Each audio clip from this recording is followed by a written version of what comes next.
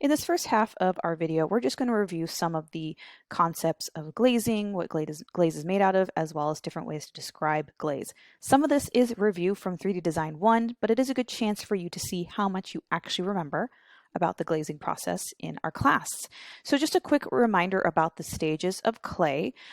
We have bone dry clay, right? And we fire that for the first time in the kiln, which becomes bisqueware, and then we can glaze the artwork, or we can use acrylic paint to add color or stain it. But if we glaze the artwork, we do have to fire it for a second time. And when it's been fired, we take it out of the kiln, and then you have glazeware. So what is glaze? Glaze, we can think of glaze like a layer of glass. It makes your ceramic work colorful, shiny, smooth, as well as waterproof. So glaze is made out of 4 basic ingredients. The first one is silica. This creates the glass effect. Yes, ceramic clay does contain silica as well. This is, again, an ingredient we don't want to breathe in, but the silica helps make the ceramic clay become permanent. Glaze also contains alumina. This helps stiffen the glaze, so when it's melting at those high temperatures, it doesn't actually melt off the clay surface. Then glaze also contains flux. This is a type of powder that's added to the glaze, and it helps it melt at a lower temperature. And then, of course, it has pigment. This helps create color. If the glaze does not have any pigment, then when it's fired, it appears transparent. So what does glaze do, right? It seals the clay surface due to the glass-like effect, right? The surface becomes permanent.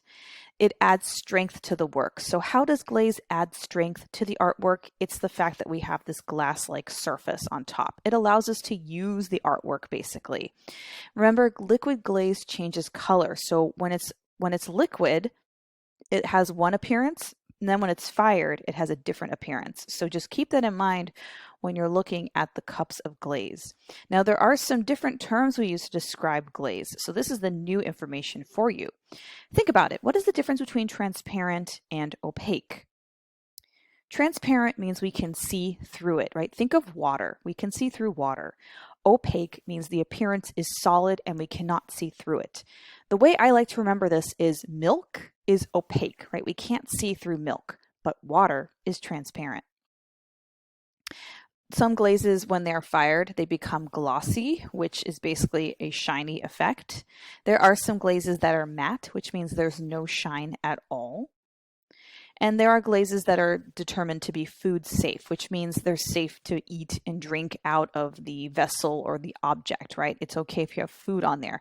What makes it food safe is that the chemicals in the glaze do not leach out into the food and liquid. So what makes it non-food safe? Well, it has a high dosage of toxic chemicals that can leach into the liquid, particularly lead. Now, lead is good because it makes the glaze flow at lower temperatures, but a lot of companies are not using lead anymore. They stopped using this about 20 years ago because they knew it's toxic. Also, some glazes used to contain cadmium. This was used in red and orange colors, but now they don't produce it like that anymore. And metallic glazes are never food safe. They're always labeled like that. So if I'm going to have you use any glaze that is not food safe, I will definitely let you know. So a reminder, why is glaze considered permanent? Can you mix the glaze colors? It depends on the brand, and you're going to see that later in this video. There are some brands of glaze that you can mix together, similar to paint. And then there's brands of glaze where if you mix the colors, you don't know what you're going to get. So how many layers of glaze are required for good color and coverage? The rule of thumb we follow is 3 solid coats. Yes, you could get away with 4 coats. 5 is a little excessive, but if you put only 1 or 2 layers of glaze, I can't guarantee you'll have saturated solid color. So what happens if you glaze the bottom of the artwork? It can be glued to the shelf. So if you really need to glaze the bottom of your artwork, definitely talk to Miss J. Let her know that you have glazed the bottom. This is so I'm aware when I am loading your work in the kiln. So now you're going to be watching a glazing procedures demo. Hey 3D2, let's quickly review the glazing procedures for our classroom.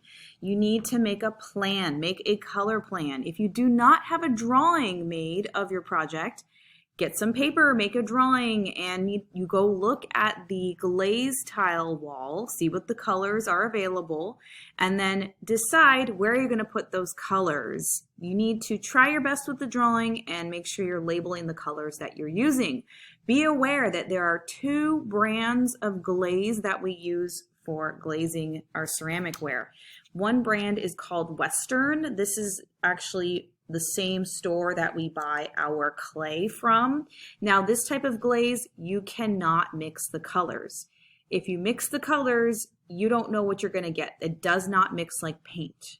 Okay? Be aware, does not mix like paint. The other brand is from a company called Mako, and they sell glazes and clay as well, and their brand is called Stroke and Coat. Now, what's nice about this brand is you can mix the colors just like paint, and it fires very nicely. So you can mix the colors for this one, you cannot mix the colors. I do not suggest mixing these 2 brands together, but you can use some of this brand. And if this one's available as well, you can use this one as well. So you just have a lot of different colors to choose from.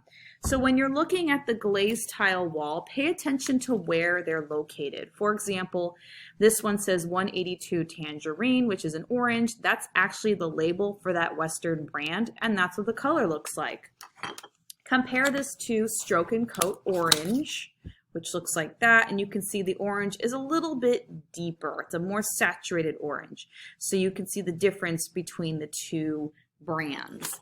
After I have seen your color plan, and if I had any questions, I'd ask you questions. After I see this plan, I'm going to give you a glaze ticket. It looks like this, and you're going to write your name on it. Make sure you note the colors that you're using, and this is meant to help you keep track of your coats because stuff happens, right? We're probably not going to finish glazing all in one class period, so this helps you keep track. So color number 1, whatever color you're starting with, you get to keep track of each coat. And remember, you need 3 coats of glaze, 3 coats of each color. And then when you're done glazing, this just has some questions to remind you, like the bottom does not have glaze. Have you completed 3 coats of each color? Has the glaze been applied on all areas, including the interior of the mug? Very important. So once you have that glaze ticket, you need to gather your supplies for glazing. Of course, you need your project. Now you're going to get your project back as Bisqueware. If there are any rough spots, get some sandpaper and go sand it outside. But if there's no rough spots, or you already did some sanding, you need to quickly rinse this off. Rinse it off in the sink really quickly. We don't want to give it a bath. You have to let the water dry, but the rinsing gets rid of all the dust that is possibly on there, especially if you're sanding. Maybe while this is drying, you can get your other supplies. You'll need a cup of water because you use this to rinse out your brushes as you're glazing. You'll need a paper towel or 2. You'll also need your paint brushes. And again, when I talk about glazing, I always suggest grabbing the sizes that are going to work for what you need to do. For example, if I'm going to glaze these tiny little areas, I probably should start with some tinier brushes. But if I'm going to be glazing the interior of my mug first, and I'm only do 1 color, I probably would just use a bigger brush. So choose the right size for the job. You'll also need glaze cups, and again, we are sharing these. If there are none available for that color, you're going to have to be flexible and maybe use a different color or just wait till it's available. You don't need every color right away. Okay, remember we're sharing them, but they're all labeled with the color of that glaze. Also, as you're working, if you need to remove tiny bits of glaze, you can use toothpicks. You can also remove glaze using a damp sponge. And you can also remove some glaze using this wipeout tool. It's a double-sided rubber tool, and you actually can you rub it on the surface to remove glaze from somewhere. So that's also a really nice tool. So when you're ready to start glazing, if you open up your glaze cup and you notice it's really lumpy, take your paintbrush and just mix it up a bit. If you think it's a little too lumpy, a little too thick, just mix it up. If it's too lumpy. If it's too watery though, mix it up as well. But if you're unsure about the consistency of the glaze, just check with Miss J. So again, I have my glaze ticket all set up. I already have my plan, and now I can actually start glazing. So just a reminder that when you do apply glaze to your project, allow the first coat to dry completely. The first coat typically dries pretty fast.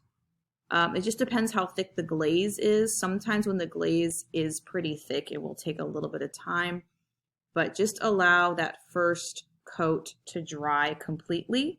And again, we do not apply glaze like paint because you're actually applying layers of chemical, and glaze does have silica, which clay also has. You're applying these layers, and when it's fired, it melts and turns into a glass-like exterior. So keep track of your coats. If you're in the middle of a color and class is finishing up, somehow make a note on your plan that's so the next time you resume glazing, you know exactly where you left off and there won't be any confusion, and you can just focus on glazing. That is our review.